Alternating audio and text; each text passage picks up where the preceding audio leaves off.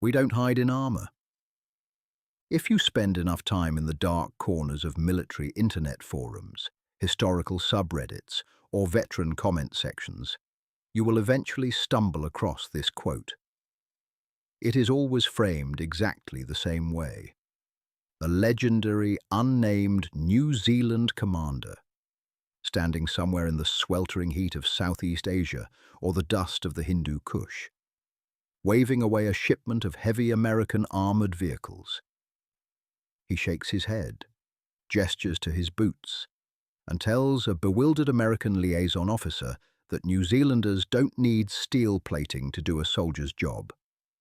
They have the bush, they have their rifles, and they have their feet. It is a beautiful piece of modern digital folklore, a ready-made, cinematic myth that perfectly captures the archetype of the rugged, understated Kiwi soldier outperforming the high-tech, industrialized military might of the United States superpower. But if you have watched this channel for any length of time, you already know the first structural truth this script must establish. Nobody can actually source that quote. No named officer has ever claimed it. No official operational log, war diary, or archival document across the history of the Royal New Zealand Infantry Regiment contains it. There is no official record of a diplomatic or logistical refusal of American mechanized support. It belongs to the exact same internet folklore factory that has manufactured every too-perfect historical one-liner this series has ever investigated. It is a myth designed to flatter national pride, compressing a sprawling, multi-generational debate about strategy and survival into a single, punchy phrase. Yet, you shouldn't click away just yet, because behind that invented quote sits something far more interesting than a piece of internet fiction. Behind the folklore lies one of the most genuinely distinctive, consistently documented operational patterns in modern military history. Across two completely different conflicts, separated by thousands of miles and nearly half a century of technological evolution, New Zealand's armed forces really did make a series of highly unusual, deeply deliberate choices that separated them from their Western allies. When the United States and other coalition partners climbed into heavy machines, the Kiwis repeatedly chose to get out and walk. While the American military machine operationalized mass, mechanical speed, and overwhelming firepower to locate and destroy an elusive enemy, New Zealand pursued an entirely different equation: stealth, hyperlocal approachability, and absolute minimalism. In the dense, trap-laden jungles of South Vietnam's Phuoc Tuy Province during the late 1960s, New Zealand rifle companies fought a slow, agonizingly quiet patrolling war on foot, operating inside a broader theater that the United States military was attempting to dominate via massive helicopter air mobility and mechanized M113 armored personnel carriers. Decades later, in the wind-swept valleys and towering mountain passes of Afghanistan's Bamyan Province between 2003 and 2013, New Zealand soldiers chose to conduct patrols in open-top, unarmored utility vehicles, famously walking through crowded local marketplaces wearing soft berets instead of ballistic helmets. They did this while their Western counterparts, just across the provincial borders, were bolting on thick layers of steel plate, sealing themselves behind armored convoys and bulletproof glass. This pattern was not an accident, nor was it merely a symptom of a small nation's defense budget, though institutional poverty certainly played its part. It was a formal, deeply ingrained doctrine. It was an operational philosophy which posited that in a counterinsurgency war, armor can become a prison. steel walls isolate the soldier from the very population they are sent to protect. An engine announces an army's approach kilometers before it arrives, surrendering the element of surprise and ceding control of the night to the guerrilla. For decades, this light-footed methodology yielded remarkable results, producing some of the most tactically effective, widely studied small unit soldiering of the 20th and 21st centuries. But then the pattern met the brutal reality of modern asymmetric warfare. This is the chapter of the story that the internet folklore systematically deletes, because the true history is far more complicated and tragic than the title suggests. The walking doctrine eventually collided with an enemy that made stealth and approachability entirely irrelevant. New Zealand ultimately paid for its light-framed philosophy in the most painful currency available: the lives of its young soldiers. The final chapter of this narrative is not a triumphant vindication of the unarmored warrior. It is a dark, heavy reckoning that took place on a lonely dirt road in Bamyan Province in August 2012. It occurred inside an American-built vehicle during a split-second detonation that fundamentally shattered New Zealand's post-colonial military assumptions and reignited an intense national debate over armour that the country has still not completely resolved. This documentary script presents the honest, unvarnished history of "we don't hide in armour." It traces where this dismounted doctrine came from, why it worked so extraordinarily well for so long that superpower allies formally studied it, how it looked from the perspective of the insurgents operating on the other side of the wire, and what happened when the 21st century's most devastating weapon, the buried, improvised explosive device, asked both military philosophies a question that neither could fully answer. By the end of this journey, you will be able to answer the fundamental question that the internet myth only gestures toward. It is not a simplistic debate over whether armored vehicles are inherently good or bad. Instead, it is the much harder, more profound question that every small, resource-constrained military faces. When your superpower allies can afford everything, and you can only afford one thing, what do you choose to specialize in? And what does that choice cost when the war changes completely beneath your feet? To understand how the New Zealand Army developed an almost religious devotion to the power of the infantryman's boots, you have to look past the rolling hills of the home islands and step directly into the steam of the Southeast Asian jungle. New Zealand's combat deployment to the Vietnam War was deliberately small, highly controlled, and infantry-centric. It began quietly in 1965 with the deployment of 161 Battery, Royal New Zealand Artillery, firing close support missions. But by 1967, the core of the Kiwi fighting force arrived in the form of elite rifle companies drawn from the 1st Battalion, Royal New Zealand Infantry Regiment, designated Victor and Whiskey Companies. These companies did not operate in isolation. They were integrated directly into Australian battalions within the 1st Australian Task Force, creating a highly unique, tightly fused trans-Tasman formation known as the Anzac Battalions.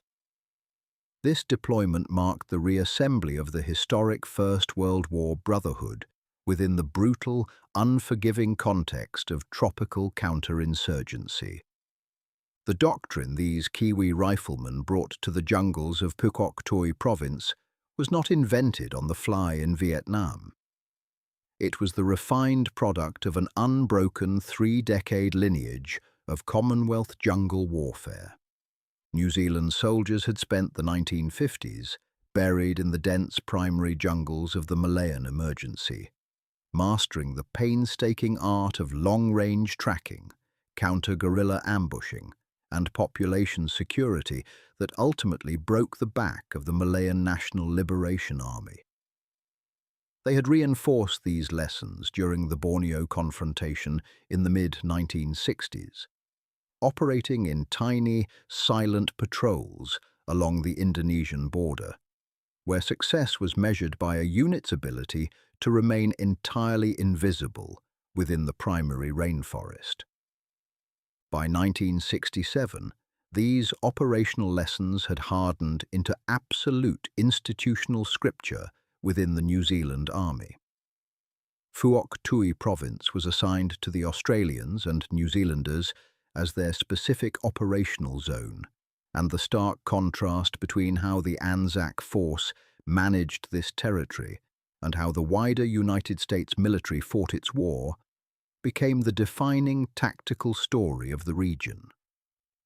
The official historical record of the New Zealand companies in Vietnam reads with an almost monotonous rhythm. Endless daylight patrols, freezing night ambushes, meticulous cordon and search operations within local villages.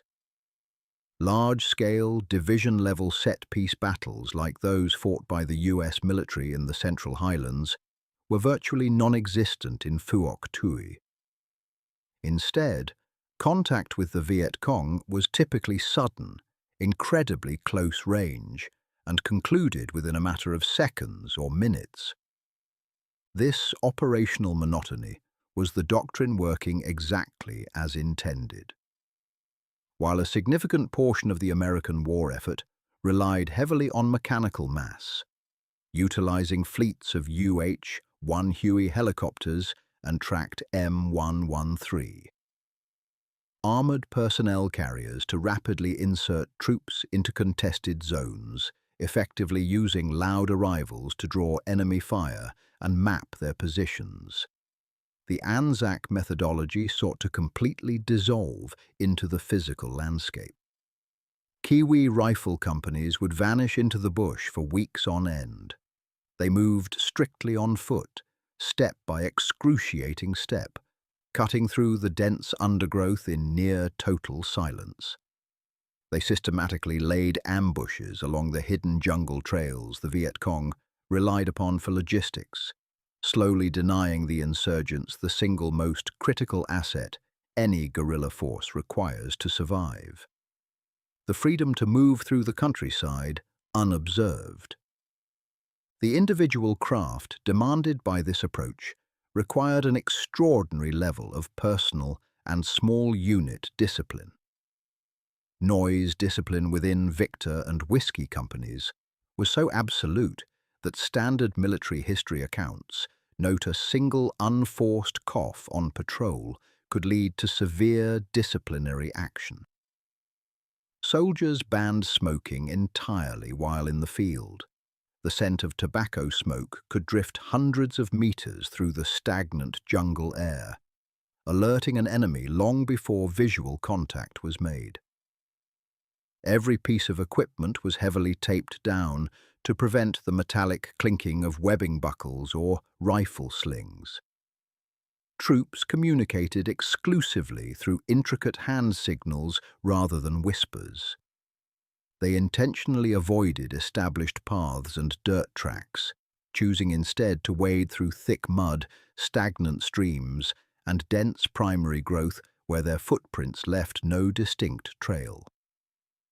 To the Kiwi infantryman, every single mechanical sound, the distant hum of a combustion engine, the rhythmic thud of a helicopter rotor, the minor rattle of a loose piece of hardware, was viewed as a dangerous broadcast that surrendered their location to a watchful enemy.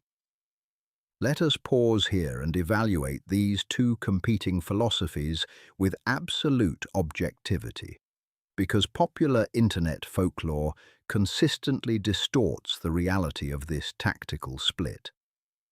The American reliance on mechanized mobility and overwhelming firepower was not born out of strategic incompetence or laziness. The United States was fighting a massive, high-intensity war across the entirety of South Vietnam against an incredibly resilient enemy that included heavily armed, conventional, regular divisions of the North Vietnamese Army. To survive and triumph in that scale of conflict, the US military required rapid operational mass, strategic speed, and immense logistical reach, capabilities that only machines can reliably deliver. Tracked armored personnel carriers saved thousands of American lives by deflecting small arms fire and absorbing shrapnel from mortar bursts. The helicopter transformed hundreds of kilometers of impassable terrain into a flight time of mere minutes, allowing commanders to rapidly reinforce crumbling defensive positions or evacuate critically wounded soldiers who otherwise would have perished in the deep jungle. The American soldier rode because the vast scale and sheer violence of his specific war fundamentally demanded it.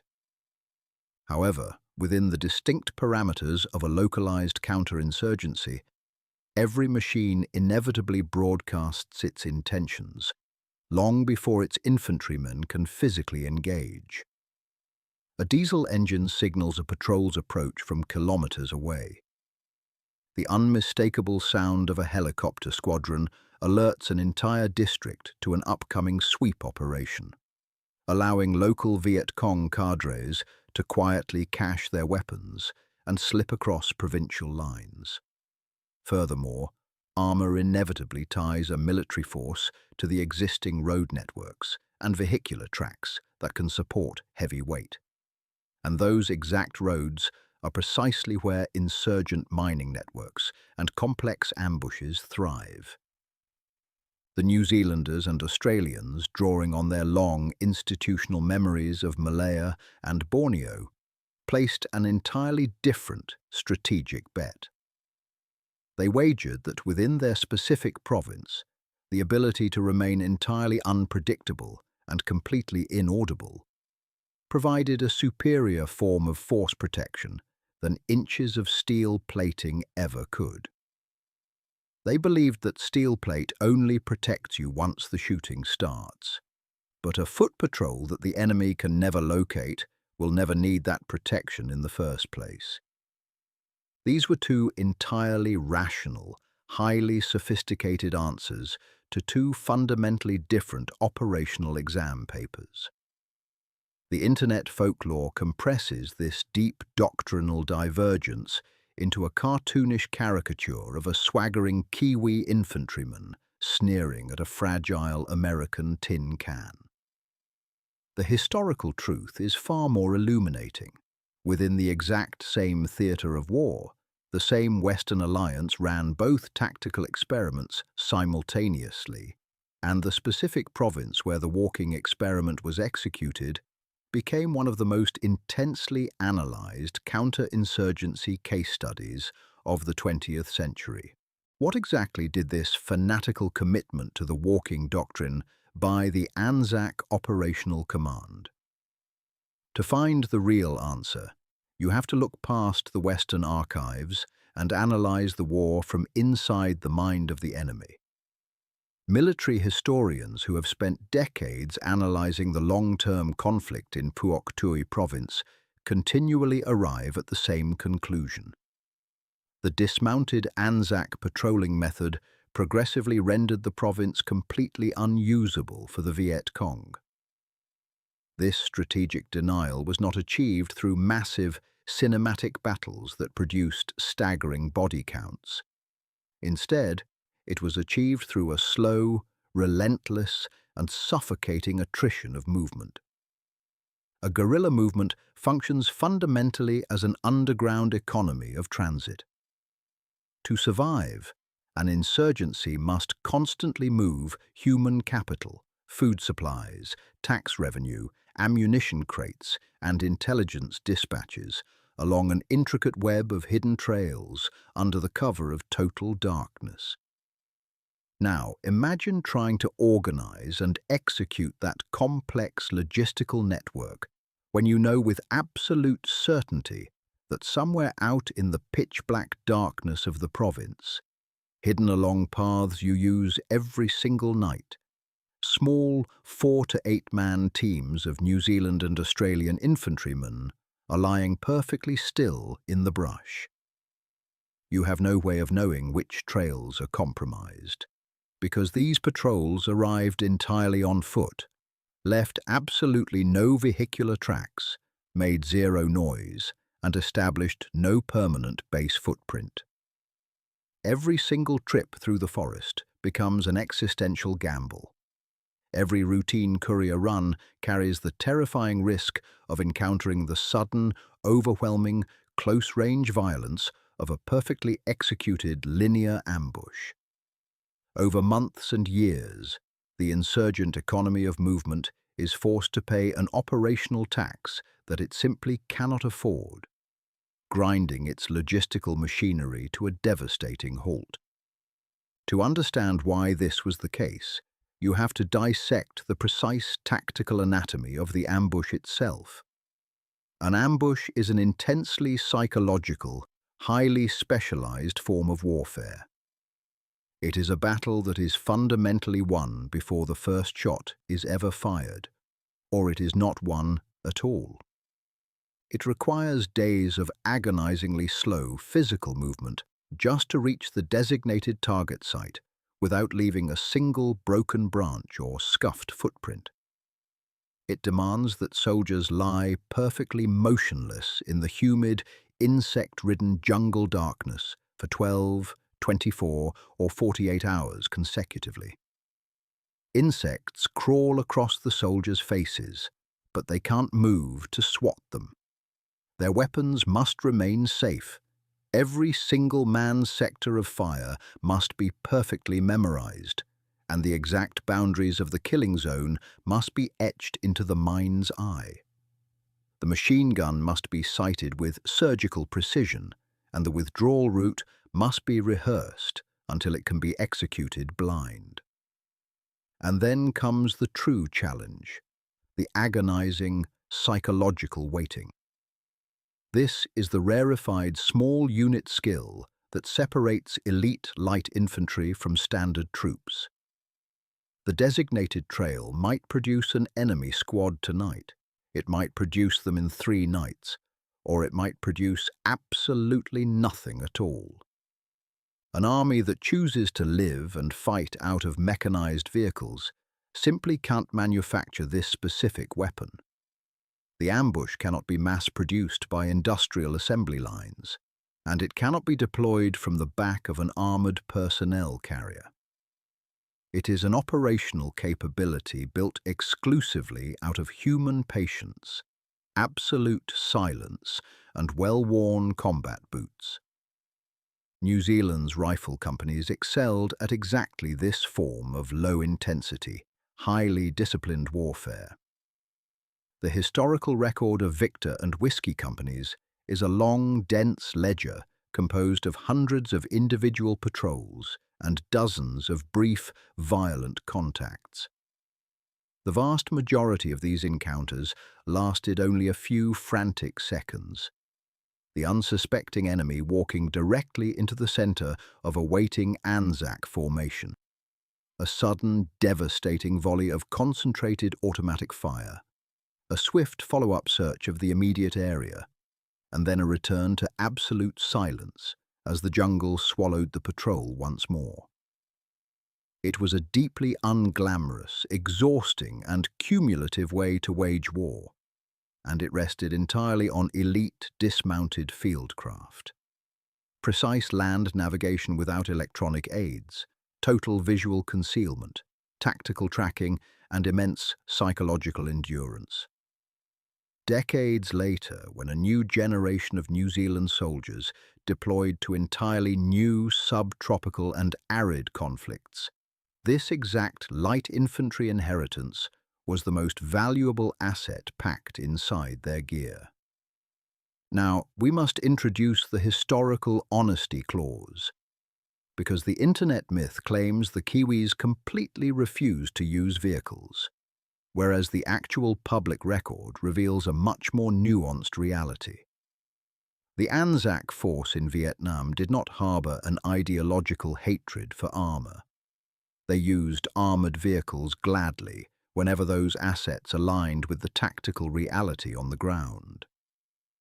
Australian M113 armoured personnel carriers were frequently utilised to rapidly transport infantry units across wide patches of open, dangerous country, where foot movement would leave troops dangerously exposed.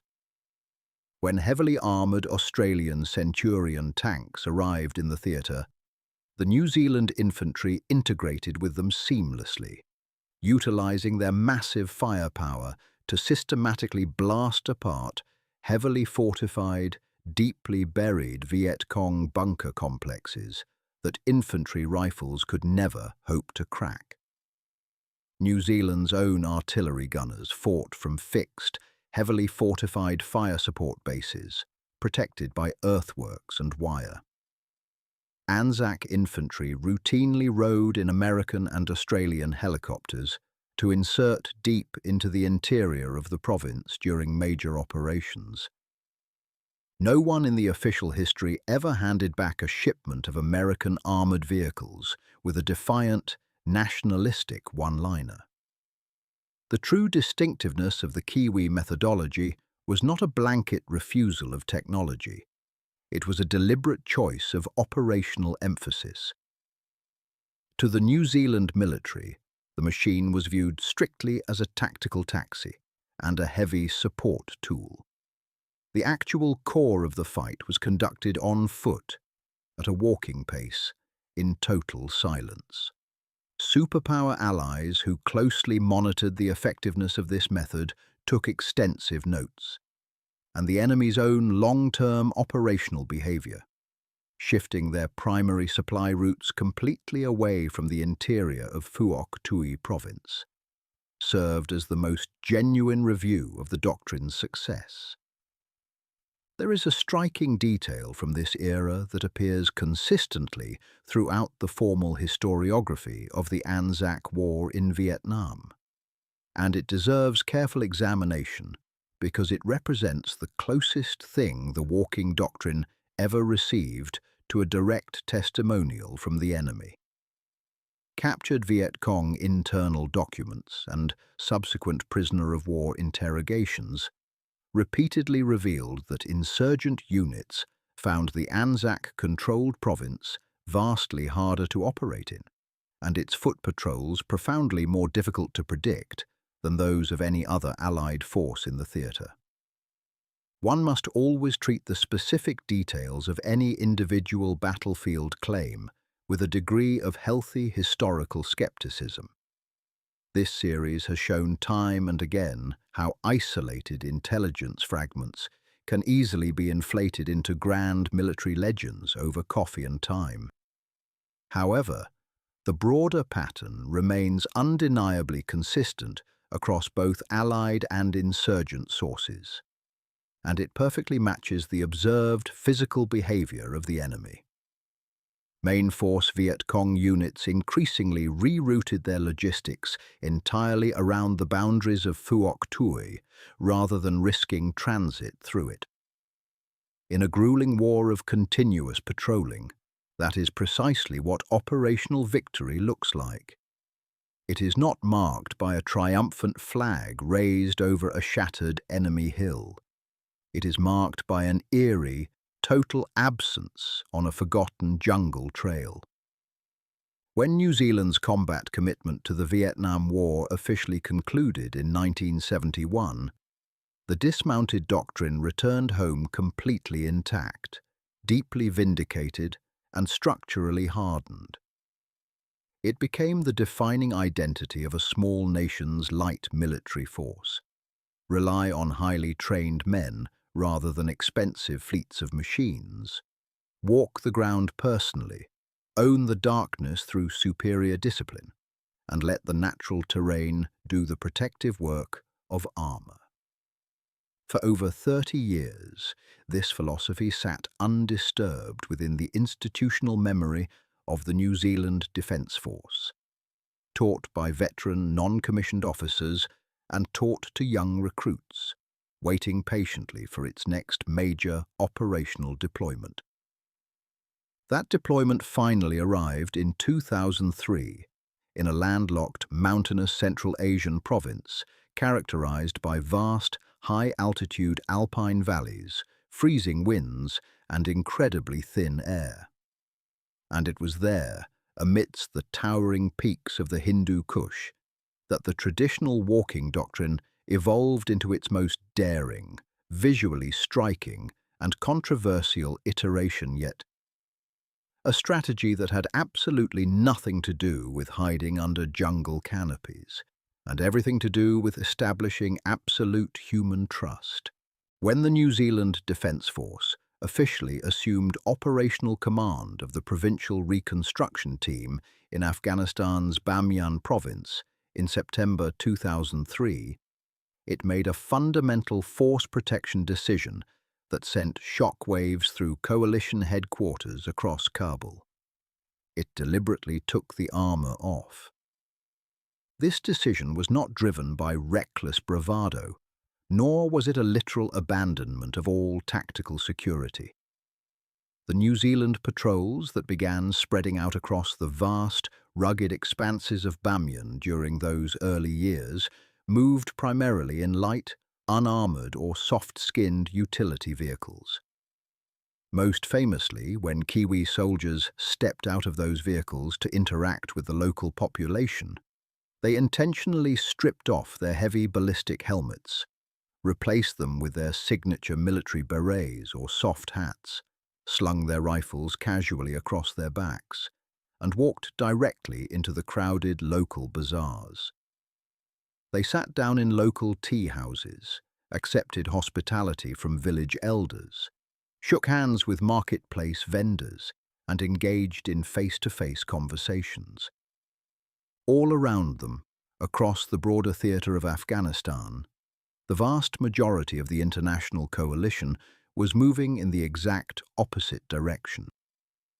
Driven by the rapidly escalating threat of devastating roadside bombs in Iraq and southern Afghanistan, Western armies were sealing themselves deeper and deeper inside massive layers of advanced steel and composite armor. They traveled exclusively in heavily up-armored convoys, peered out at the country through thick layers of green-tinted ballistic glass, and manned heavy weapon turrets from inside protective steel cages. A profound tactical isolation took hold across much of the coalition. Soldiers could tour an entire province for months at a time without ever once standing completely unprotected in the open air, or looking a local citizen directly in the eye without a pane of armored glass between them. Force protection had effectively become the primary mission that ate the actual strategic mission. New Zealand, holding an isolated province whose Hazara population was overwhelmingly friendly and deeply hostile to the Taliban, made a deliberate, calculated bet to steer down a radically different path. To understand this gamble, you must understand the underlying counterinsurgency theory, which was nothing less than the historic Vietnam-era dismounted doctrine translated directly into the modern language of 21st century population-centric warfare. The New Zealand Operational Command argued that, in a war fought fundamentally for the hearts and minds of a local population, soldiers who permanently seal themselves inside giant steel boxes commit a fatal strategic error. They can drive through the dusty streets of a village for years, but they will never truly learn the names of the people who live there. They view the local population through narrow vision blocks as potential threats. The local population, in turn, views them as a distant, terrifying army of robotic occupiers encased in unapproachable machines. The New Zealand doctrine posited that genuine human approachability functions as a superior form of armor. A military force that the local population knows personally, respects and trusts will naturally inherit a human intelligence network that no technology can replicate. The locals themselves will tell you about the foreign insurgent who slipped into the valley the night before. They will warn you about the ambush being prepared down the canyon, and they will point out the exact patch of dirt where a roadside bomb was buried under the cover of darkness. Under this philosophy, a soft beret is not a sign of military weakness. It is a clear, highly sophisticated sentence that the entire village can read instantly. We know we are safe here because we trust you to protect us. For several remarkable years in the quietest province in Afghanistan, this daring strategic bet paid off magnificently. Bamyan rapidly became the shining global showcase of successful stabilization operations. The image of the smiling, soft-hatted Kiwi patrol chatting with local children became the iconic visual template that visiting journalists and foreign defense officials photographed and studied.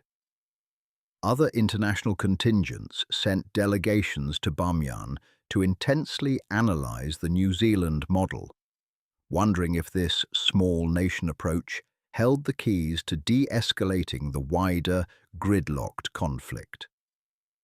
But this documentary series has travelled to the rugged terrain of Bamyan Province before, and you may already remember the dangerous geographic reality that quietly lurks in its northeastern corner. The treacherous Shikari Valley and its neighbouring mountain passes formed a volatile, fluid operational seam, a place where the peaceful, Hazara-dominated interior of Bamyan directly touched the violent, insurgent-heavy valleys of neighbouring Baghlan province. The radical insurgent networks operating out of Baghlan did not care about New Zealand's peaceful stabilization showcase. They did not care about soft hats, and they did not care about mutual respect. As the wider Afghan war experienced a massive, bloody deterioration through 2009 and 2010, specialized Taliban bomb-making cells began systematically projecting their influence across the provincial boundary, planting sophisticated improvised explosive devices along the lonely, unpaved northern roads of Bameyan. And on the 3rd of August 2010, in that exact volatile corner of the province, a complex insurgent ambush, utilizing rocket-propelled grenades and concentrated small arms fire, slammed into a New Zealand patrol. The engagement resulted in the tragic death of Lieutenant Timothy O'Donnell, marking New Zealand's very first combat fatality of the entire multi-year Afghan deployment. The institutional response from Wellington was swift, entirely rational, and points directly toward the sobering conclusion of this military history. New Zealand immediately began to up-armour, analyze this sequential procurement chain with absolute precision, because it represents the entire multi-decade global armour debate compressed into 2 frantic years of operational crisis. Soft-skinned utility vehicles were instantly banned from operating along the high-threat northern routes, replaced by heavy, American-built up-armoured Humvees, equipped with bulletproof glass and protected gun turrets. As the security situation continued to slide throughout 2011, the New Zealand government took an even more drastic step. They deployed a detachment of the Army's premier heavy mechanization asset, the 8-wheeled NZLAV, a highly advanced, heavily armoured, light armoured vehicle, armed with a devastating 25mm Bushmaster cannon. Plus, these heavy, roaring armoured vehicles were thrust directly into the centre of the intense, close-range firefight known as the Battle of Baghak in August 2012. A harrowing engagement that this channel has previously documented in comprehensive detail. Every single step up the protective armour ladder was entirely logical, deeply reluctant, and paid for in advance by a specific operational loss. The iconic soft hats were permanently put away, replaced by heavy ballistic helmets whenever troops left the wire on the northern routes. The open-top utility vehicles gave way to armored Humvees. The Humvees were ultimately reinforced by multi-million-dollar armored combat vehicles featuring stabilized automatic cannons. Nobody in the political halls of Wellington or the defense headquarters in Army Command formally announced a philosophical change in doctrine. But that is exactly what it was. The idealized soft hat era, in the violent northeastern valleys at least, was completely over. The historic walking doctrine had finally encountered a modern, asymmetrical war where the local population's genuine goodwill, no matter how profound, could not physically stop highly aggressive insurgent networks based far outside the provincial borders. And where the primary tactical threat was no longer an ambush, you could outcraft through superior dismounted fieldcraft. But a massive explosive charge buried deep beneath the only dirt road leading to your objective. Which brings us directly to the dark, dusty night that this entire narrative has been marching toward. The night that completely inverted the online folklore once and for all. On the 19th of August 2012, just 15 days after the chaotic trauma of the Battle of Bagak had already cemented this as the single bloodiest month in New Zealand's modern military history, at approximately 20 minutes past 9 in the evening, a New Zealand Army convoy was moving cautiously through the pitch-black darkness of Bamyan Province. The very last vehicle in the tactical line was a heavily up-armoured American-built Humvee. Buried deep beneath the unpaved surface of the road lay a massive, industrial-grade, improvised explosive device containing roughly 20 kilograms of military-grade explosives. The catastrophic blast detonated directly underneath the vehicle's hull, instantly killing all 3 New Zealand soldiers inside. Corporal Luke Tamatea, Lance Corporal Jacinda Baker, and Private Richard Harris. This channel has detailed the profound human weight of their sacrifice in previous videos, and we will not retell the intimate mechanics of that tragedy here, save for what it fundamentally means to this strategic argument. Hold the grim reality of that dark August night directly against the proud, internet-fabricated title of this video, because the violent collision between those two things is the entire point of this historical investigation. The digital myth of New Zealand military doctrine, the idealized fiction of "we don't hide in armor," imagines a world where confident Kiwi soldiers scorned American mechanized vehicles as fragile, unnecessary death traps. But the heavily documented reality of August 2012 was the exact reverse of the folklore in every single particular. Those New Zealand soldiers were riding inside an American-built armored vehicle precisely because the severe operational threat environment absolutely demanded heavy armor. And yet, the armor was still not enough to save them. The intense national soul-searching and political argument that erupted across New Zealand in the immediate aftermath of that tragedy was not a debate over whether the army had allowed itself to become too reliant on armor. It was a searing, angry debate over whether the state had provided its soldiers with far too little armor. Grieving families, defense journalists, and opposition politicians demanded to know whether the standard up-armored Humvee was fundamentally inadequate against buried explosive charges of that immense scale. They questioned whether heavier, V-shaped mine-resistant vehicles should have been procured from global allies years earlier, and whether the soldiers of a small, proud nation were being asked to fight a big superpower's high-intensity war with an underprotected vehicle fleet. Families asked the hard questions. Politicians scrambled to provide answers. The senior leadership of the Defence Force weathered the storm. It is the exact same uncomfortable pattern this series uncovered at the Battle of Bagak, hidden beneath different sheets of metal. The popular internet myth insists that New Zealand's overconfidence was punished, but the actual public record proves that New Zealand's equipment scale was fundamentally questioned. There is absolutely no version of that tragic August in which an imagined Kiwi commander's witty one-liner about not hiding in armour would have survived being spoken aloud. The online folklore has the entire operational argument completely upside down. So, what is the honest, professional verdict on the two competing military philosophies this channel has spent this series weighing?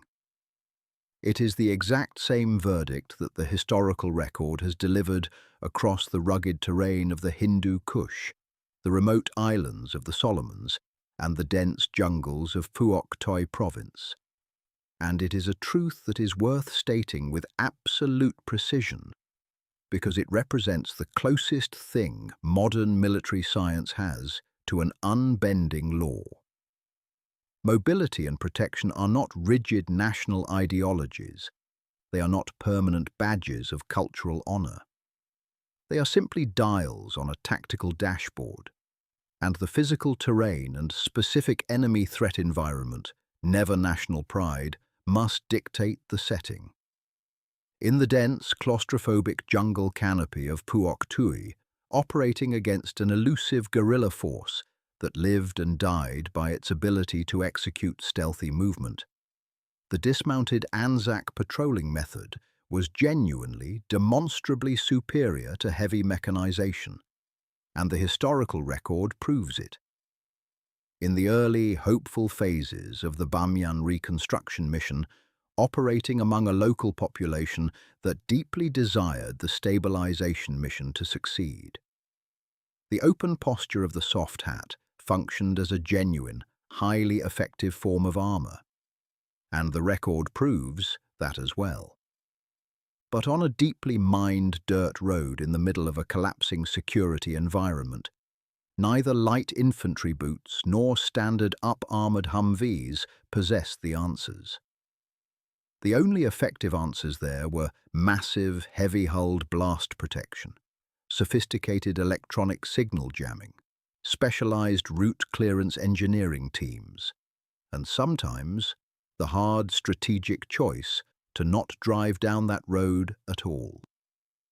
New Zealand's military graves are the permanent, solemn proof that no military doctrine, no matter how deeply beloved or historically revered, survives long-term contact with the wrong threat unchanged. The New Zealand Army of the present day fields dozens of highly capable, eight-wheeled light-armoured vehicles, maintaining a modern, mechanized capability that forms the core of its conventional deployment doctrine.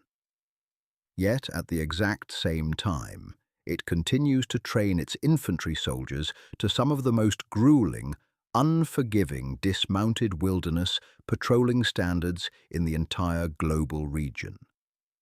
It walks and it rides.